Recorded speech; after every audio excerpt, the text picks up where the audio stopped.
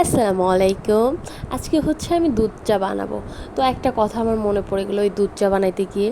সেইটা হচ্ছে যে কারোর বাসায় বেড়াইতে গেলে ঠুসঠাস করে হচ্ছে রং চা বানায় নিয়ে চলে আসে, সামনের পরে রং চা দেয়।